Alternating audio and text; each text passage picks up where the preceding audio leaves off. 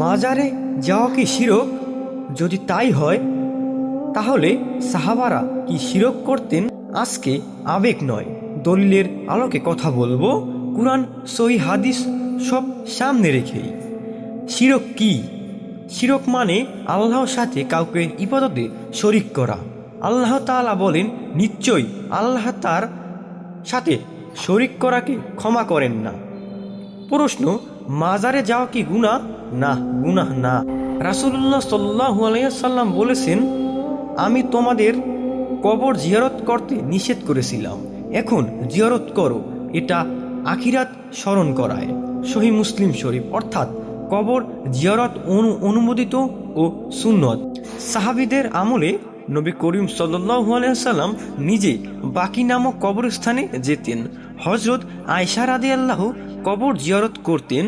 সকল সাহাবায়ে কিরামগণও কবর বা মাজার জিয়ারত করতেন। তাইলে তারা কি শিরক করতেন? না, কারণ তাদের আকীদা ঠিক ছিল। শিরক হয় কখন? এখানে আসল কথা হলো, মাজারে যাওয়া শিরক নয়।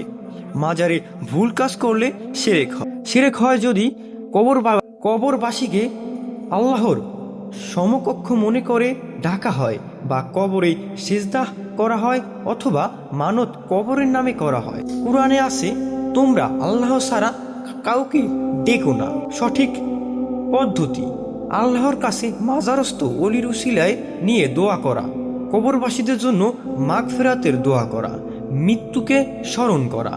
এগুলো করলে শিরক নয়, বরং ঈমান মজবুত হয়। শিরক জায়গায় নয়, মাজারেও নয়। শিরক আমাদের আকীদায়।